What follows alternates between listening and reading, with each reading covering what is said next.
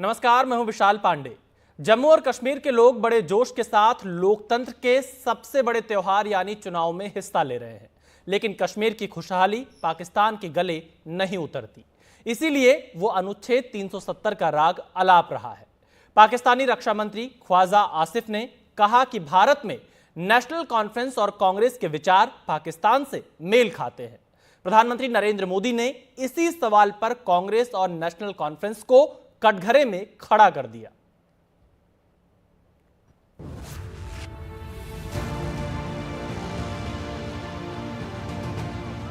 आप ये बताएं जनाब, क्या है मुद्दे इस इलेक्शन के? बस हम तो लोग यही डेवलपमेंट चाहिए, अमन चाहिए। अमन चाहिए, डेवलपमेंट सर। चाहिए।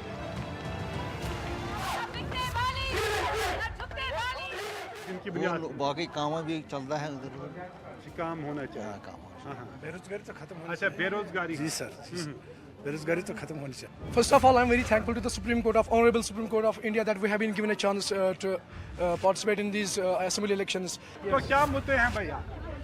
वोट डालना है जरूरी। क्योंकि अमीर खमान लॉकडाउन गरीबन चिन बात कहेंगे, गरीबों को कोई नहीं पूछता है।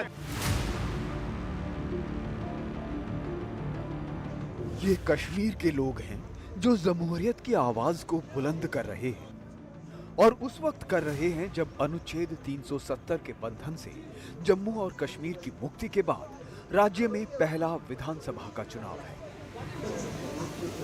कहां तो कश्मीर में चुनावों में बेगुनाहों के खून बहते थे, दुकानें बंद हो जाती थी, बाजारों में सन्नाटा पसर जाता था।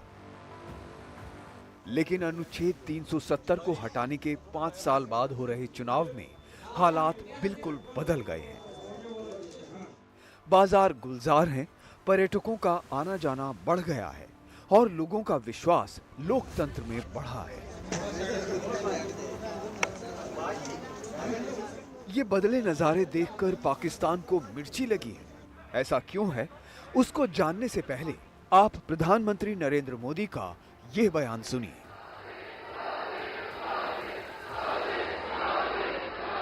कांग्रेस नेशनल कॉन्फ्रेंस को लेकर जम्मू कश्मीर में भले ही उत्साह न हो, लेकिन पड़ोसी देश इन्हें लेकर बहुत उत्साह में है।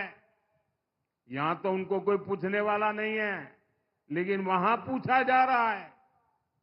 पाकिस्तान में कांग्रेस नेशनल कॉन्फ्रेंस के अलायंस की बल्ले बल्ले हो रही है। पाकिस्तान में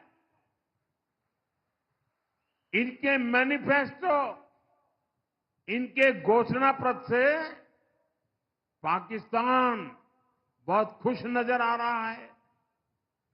पाकिस्तान के डिफेंस मिनिस्टर ने कांग्रेस नेशनल कॉन्फ्रेंस का खुलकर समर्थन किया है। पाकिस्तान से उनका कहना है कि आर्टिकल 370 और 35A को लेकर कांग्रेस और एनसी का एजेंडा वही है जो पाकिस्तान का एजेंडा है। ये वहां के मंत्री बोल रहे हैं। यानी कांग्रेस नेशनल कॉन्फ्रेंस की पोल खुद पाकिस्तान ने खोल दी है। ये आरोप प्रधानमंत्री नरेंद्र मोदी का नहीं है। ख्वाजा साहब, मेरा सवाल आपसे ये है कि नेशनल कॉन्फ्रेंस जो लेड बाय उमर अब्दुल्ला है, लेकिन बल्कि प्रधानमंत्री नरेंद्र मोदी की ये प्रतिक्रिया पाकिस्तान के रक्षा मंत्री ख्वाजा आसिफ के उस बयान के बाद आई है जिसमें उन्होंने कहा कि हिंदुस्तान में कांग्रेस और नेशनल कॉन्फ्रेंस के 370 लागू करने पर विचार पाकिस्तान के विचार से मेल खाते हैं। ये कांग्रेस कह रही है जी कि ये हक हम दिलवाएंगे, तो क्या हम ये कह सकते हैं कि आज पाकिस्तान की जो रियासत है और इंडियन कांग्रेस जो है वो एक पेज और नेशनल कांग्रेस एक पेज पे आ गए? इस इशू पे बिल्कुल हमारा भी ये डिमांड है। जब से ये मोदी साहब ने ये वार किया हुआ है, एक कारी ज़र्ब लगाई हुई है कश्मीर के स्टेटस के ऊपर, अगर ये रिस्टोर हो जाता है, इस इलेक्शन में ये लोग जीत जाते हैं, ये रिस्टोर कर देते हैं, अनुच्छेद 370 के सभी खंड लागू नहीं होंगे सिवाय खंड 1 के नामक। 5 अगस्त 2019 को जम्मू और कश्मीर से अनुच्छेद 370 के खात्मे का ऐलान हुआ तो ये घाटी में बदलाव के लिए एक बड़ा टर्निंग पॉइंट था।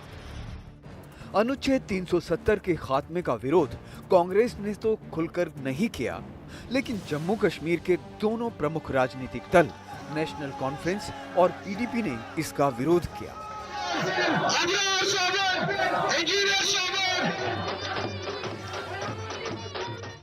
इस चुनाव में भी कांग्रेस से हाथ मिलाकर लड़ने वाली नेशनल कॉन्फ्रेंस 370 की वापसी के वादे पर वोट मांग रही है।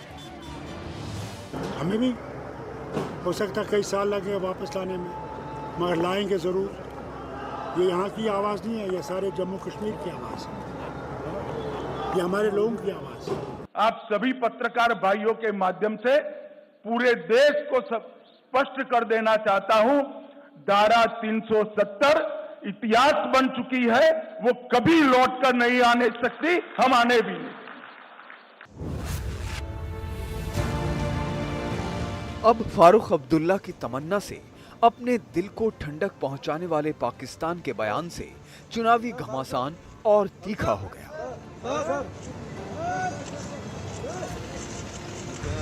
केंद्रीय गृह मंत्री अमित शाह ने भी प्रधानमंत्री मोदी की तर्ज पर ही कांग्रेस और नेशनल कॉन्फ्रेंस को कटघरे में खड़ा कर दिया। गृह मंत्री शाह ने सोशल मीडिया एक्स पर पोस्ट लिखा कि पाकिस्तान के रक्षा मंत्री का आर्टिकल 370 और 35A पर कांग्रेस और जेकेएनसी के समर्थन की बात ने एक बार फिर कांग्रेस को एक्सपोज कर दिया है। इस बयान ने पुनः ये स्पष्ट कर दिया कि कांग्रेस और पाकिस्तान के इरादे भी एक हैं और एजेंडा भी। पिछले कुछ वर्षों से राहुल गांधी देशवासियों की भावनाओं को आहत करते हुए हर एक भारत विरोधी ताकतों के साथ खड़े रहे हैं। एयर स्ट्राइक और एयर सर्जिकल स्ट्राइक के सबूत मांगने हो या भारतीय सेना के बारे में आपत्तिजनक बातें करनी हो, राहुल गांधी की कांग्रेस पार्टी और पाकिस्तान के सुर हमेशा एक रहे हैं और कांग्रेस का हाथ हमेशा देश विरोधी शक्तियों के साथ रहा है। लेकिन कांग्रेस पार्टी और पाकिस्तान ये भूल जाते हैं कि केंद्र में मोदी सरकार है, इसलिए कश्मीर में न तो आर्टिकल 370 वापस आने वाला है और न ही आतंकवाद। के जमाने में हालांकि कांग्रेस ने 370 को फिर से लागू करने का वादा नहीं किया है, लेकिन नेशनल कॉन्फ्रेंस के साथ उसके हाथ मिलाने से सवाल उठ रहे हैं। जम्मू और कश्मीर में अनुच्छेद 370 और कश्मीरी पंडितों का सवाल सबसे आगे होता है। इस पर अलग अलग राजनीतिक दलों के घोषणा पत्र देखें। अनुच्छेद 370 को फिर से लागू करने के पक्ष में नेशनल कॉन्फ्रेंस और पीडीपी हैं, जबकि कांग्रेस इस मुद्दे पर चुप है और बीजेपी इसके पूरी तरह विरोध में है। कश्मीरी पंडितों के पुनर्वास को लेकर चारों पार्टियां एक मत ही दिख रही हैं। वहीं जम्मू और कश्मीर को पूर्ण राज्य का दर्जा देने का वादा चारों राजनीतिक दलों का है।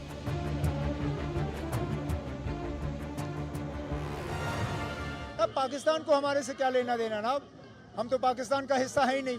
वो अपना मुल्क संभाले ना, हमें अपना संभालने दीजिए। उनका ना हमारे इलेक्शनों में दखल देना या हमारी इलेक्शन पे टिप्पणी करना, मुझे नहीं लगता ये मुनासिब बात है। वो अपनी जमहूरियत को बचाएं, हम अपनी जमहूरियत में हिस्सा ले रहे हैं। जहां पाकिस्तान में लोकतंत्र हमेशा डगमगाता रहता है, वहीं हिंदुस्तान में लोकतंत्र की मजबूती की एक मिसाल जम्मू और कश्मीर भी पेश कर रहा है। इसीलिए तो पाकिस्तान के पेट में बल पड़ रहा है। एनडीटीवी इंडिया की रिपोर्ट।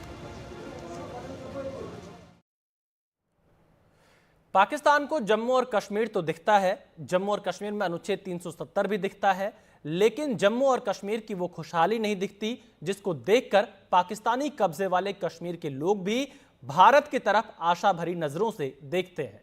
पाकिस्तान के जुल्म से परेशान पीओके ही पाकिस्तान की बर्बादी का सबब बनता जा रहा है।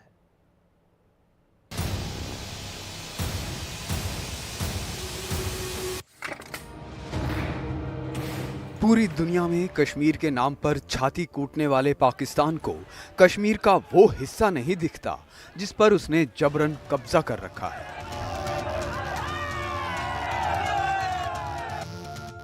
पाकिस्तानी कब्जे वाले कश्मीर की स्थिति ऐसी है कि पीओके के लोग ही पिछले कुछ समय से हिंदुस्तान से गुहार लगा रहे हैं। सबसे बड़ा बदलाव जो विजिबल है वो है यहाँ पर इंफ्रास्ट्रक्चर, उसमें काफ़ी सारा बदलाव आया है। काफ़ी से वही स्मार्ट सिटी यहाँ पर 2 साल से काम चल रहा है and it's a good move of the government. Although भी यहाँ पर ये एक हिस्टोरिकल जगह बन गई है।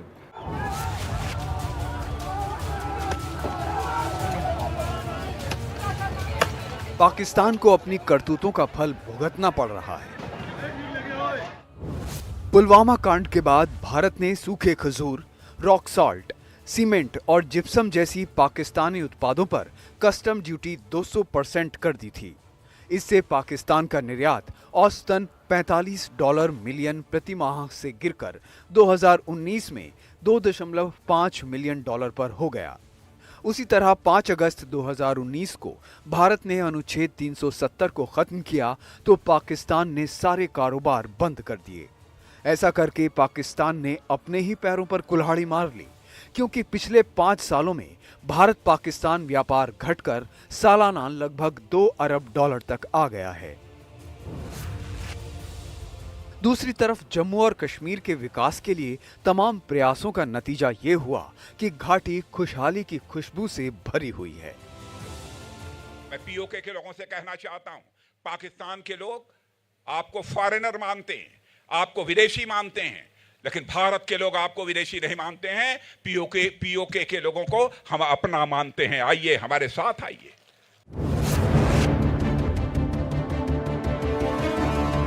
पाकिस्तान को डर है कि देर सबेर पीओके उसके हाथों से निकल जाएगा, क्योंकि पीओके के लोग पाकिस्तान के रवैये और उसकी कंगाली से तंग आ चुके हैं। दूसरी तरफ भारत पीओके को लेकर अपनी प्रतिबद्धता से रत्ती भर हटने को तैयार नहीं।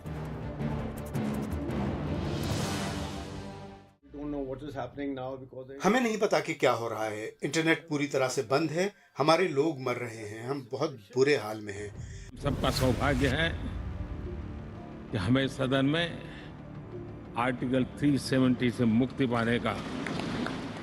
भारत की संसद पहले ही प्रस्ताव पास करके ये बता चुकी है कि जम्मू कश्मीर भारत का अविभाज्य अंग है और उस जम्मू और कश्मीर में पाकिस्तानी कब्जे वाला कश्मीर भी आता है। भारत के इसी अंदाज से घबराया पाकिस्तान 370 का राग अलापता रहता है। एनडीटीवी इंडिया की रिपोर्ट।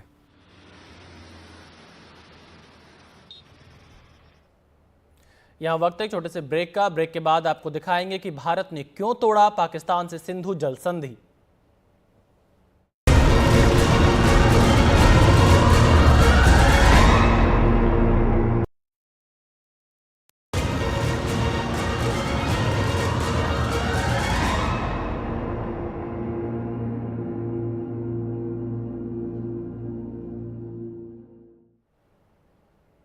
एक तरफ पाकिस्तान अनुच्छेद 370 पर पिछले 5 साल से बवंडर खड़ा करने का प्रयास कर रहा है, तो दूसरी तरफ दुनिया कश्मीर के सवाल पर भी भारत के रुख से सहमत ही दिखती है। इस बीच भारत ने सिंधु जल संधि की समीक्षा और उसमें संशोधन की बात कही है और इसके साथ ही भारत ने इस बातचीत के जरिए पाकिस्तान की हालत खराब कर दी है।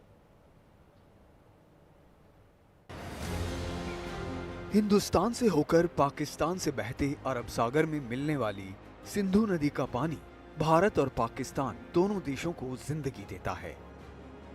इसीलिए 1960 में भारत और पाकिस्तान ने सिंधु जल समझौता किया था।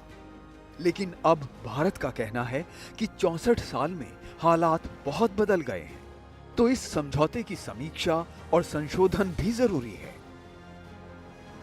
तो जब हम एक तरह से ट्रांजिशन कर रहे हैं एनर्जी का, तो उसमें ज़्यादा से ज़्यादा भारत चाहता है या तो हाइड्रो पावर हो या दूसरी तरह की जो नॉन फॉसिल फ्यूल एनर्जीज हो, उसकी रिक्वायरमेंट भारत को आवश्यकता बढ़ती आ रही है। तो उसको करने के लिए भी ज़रूरी है कि हम जो हमारे डेवलपमेंट के लिए रिक्वायरमेंट है, लेकिन इसीलिए मैं समझता हूं कि सरकार ने जो नोटिस भेजा है वो कानून के तहत है।